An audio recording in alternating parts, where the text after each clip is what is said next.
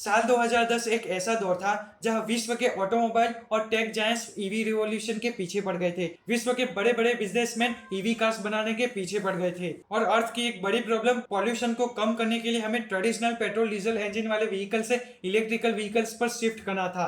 इस रेस में हमारा देश भी लग गया था और साल 2014-15 आने तक हमारे देश ने डिसाइड कर लिया था कि हमारे देश में 2030 तक 100% ईवी कार्स होगी। Even ex power minister Piyush Goyal ji ने साल 2016 में ये स्टेटमेंट दे दिया था कि हम 2030 तक देश में 100% ईवी रिवॉल्यूशन लाएंगे, लेकिन 2025 आने तक ये बात गलत साबित होती हुई नजर आ रही है और ये आंकड़ा 100% से 30% हो गया है। एक मिडिल क्लास फैमिली जब कोई कार लेती है जिसकी प्राइस 5 से 7 लाख रुपीस होती है, जहां एक पेट्रोल कार अराउंड 23 किलोमीटर पर लीटर की एवरेज देती है और सीएनजी कार 34 तक, तो पर किलोमीटर एवरेज होता है 4 रुपीस, जबकि इलेक्ट्रिकल व्हीकल में इसका कॉस्ट सिर्फ 1 रुपीस पर किलोमीटर है।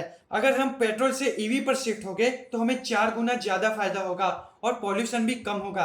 आप यही सोच रहे हैं ना? अगर ऐसा होता तो हमें अपने आसपास सिर्फ ईवी ही दिखती है कि नहीं? साल 2025 में भारत ने पहले जो सोचा था कि हम ईवी इंडस्ट्री को बूस्ट करेंगे, पॉल्यूशन कम जनरेट होगा और सारे मिडिल क्लास फैमिली ईवीज को अफोर्ड कर पाएगी, ये सारी प्लानिंग बिगड़ती नजर आती है। लेकिन सवाल है क्यों? ऐसा तो क्या रीजन है? ऐसा तो क्या चैलेंजेस एंड रिस्क है जो इतनी अच्छी इंडस्ट्री, जो भारत की इकोनॉमी, जो भारत के पॉल्यूशन इंडेक्स को बदल के रख देगी, वो कोलैप्स हो जाएगी अगर इन चैलेंजेस को काउंटर नहीं किया। My name is Mir Gajjar and I will explain you. सबसे पहला चैलेंज है कॉस्ट। भारत में एक ईवी कार की प्राइस एक नॉर्मल कार से 1.5x गुना ज्यादा है, जो कि मिडिल क्लास फैमिली अफोर्ड ही नहीं कर सकती। 3 साल पहले नितिन गडकरी जी ने यह कहा था कि वह दावा करते हैं कि आने वाले सालों में ईवीज की प्राइस पेट्रोल कार की जितनी हो जाएगी। The cost of electric two-wheeler, electric three-wheeler, electric four-wheeler will be equivalent to the petrol cost of the petrol vehicle, and the country will change. लेकिन आज भी एक ईवी कार एक मिडिल क्लास फैमिली की पहुंच से थोड़ी बाहर है। इवन सरकार ने टू व्हीलर्स की सब्सिडी भी रिड्यूस कर दी है।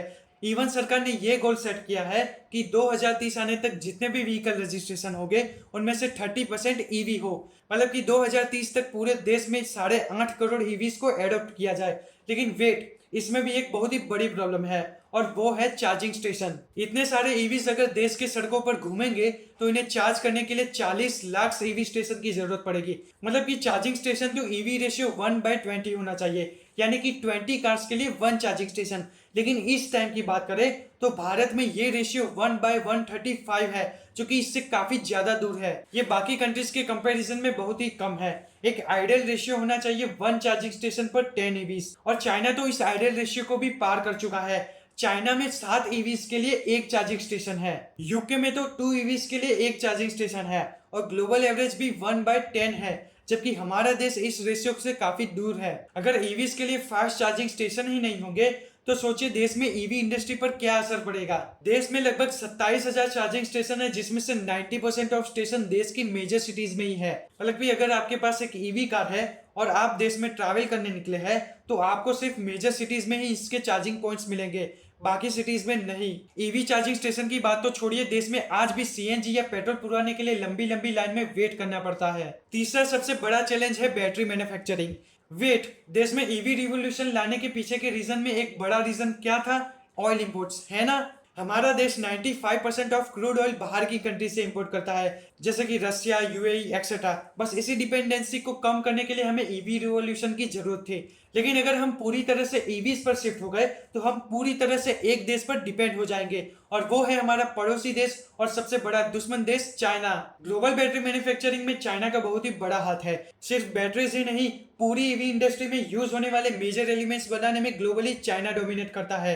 ईवी बैटरी में यूज होने वाले कोबाल्ट और लिथियम का चाइना के पास भंडार है। बैटरीज के अलावा भी अगर हम ईवीज के मोटर्स की बात करें, जिसे परमानेंट मैग्नेट मोटर्स या पीएमएसएम भी बोला जाता है, जिनकी demand wind turbines, electrical trains and EVs में काफी ज्यादा है, उनमें यूज होने वाले सारे elements like neodymium, praseodymium, dysprosium etcetera, ये सारे चाइना में काफी मात्रा में पाए जाते हैं। हाँ, other countries like USA, Australia, Myanmar और इंडिया में भी ये सारे एलिमेंट्स पाए जाएंगे। लेकिन अगर इन कंट्रीज को पूरी तरह से एक पीएमएसएम मोटर बनानी है तो उनको एक दूसरे पर डिपेंड रहना पड़ेगा। लेकिन इन सारे एलिमेंट्स में एक कंट्री कॉमन है, जो कि चाइना। ये सारे एलिमेंट्स एक ही जगह पर चाइना में मिल जाएंगे। चाइना के पास एक ऐसी जियो लोकेशन है जिससे चाइना किसी भी देश पर डिपेंड ही नहीं है। इसलिए ये पीएमएसएम एंड बैटरीज की मैन्युफैक्चरिंग को कंट्रोल कर सकता है। यानी कि ऐसा भी हो सकता है या फिर ऐसा हो रहा है कि पूरे वर्ल्ड में जितने भी ईवीज है उसमें से मोस्ट ऑफ पार्ट्स चाइना में बनकर आए हैं। अगर चाइना नहीं है तो ईवी नहीं है। वेल अदर कंट्रीज भी ये सारे एलिमेंट्स को एक्सट्रैक्ट करके या फिर इंपोर्ट करके प्रोसेस कर सकती है, लेकिन REE रिफाइनिंग ये एक ऐसा प्रोसेस है जिसे करना मतलब कि गटर की नाली में हाथ डालना, और ये सिर्फ चाइना ही कर सकता है। ऐसा क्यों है मैं वीडियो में आगे बताऊंगा। वेल जब से ट्रम्प चाचा ने अपना ये ट्रेड गेम स्टार्ट किया है तब से चाइना भी भड़का हुआ है और अपने रेयर एलिमेंट्स और 100% असेंबल्ड पीएमएसएम के एक्सपोर्ट पर रोक लगा दी है, जिसका भारत पे बहुत ही बड़ा असर पड़ने वाला है, क्योंकि बैटरीज और मोटर्स के लिए हम चाइना के ऊपर डिपेंड है ही। एक तरफ हमें विकसित भारत और आत्मनिर्भर भारत बनाने के लिए बड़े बड़े डिसीजन लेने हैं और दूसरी तरफ हमें ईवी इंडस्ट्री को बूस्ट करने के लिए पूरी तरह से एक कंट्री पर डिपेंड होना पड़ेगा। अगर ऐसे में कंपनीज ज्यादा ईवीज बनाने लगेगी और पार्ट्स की शॉर्टेज हो जाएगी तो पूरी ईवी इंडस्ट्री भी कोलैप्स हो सकती है।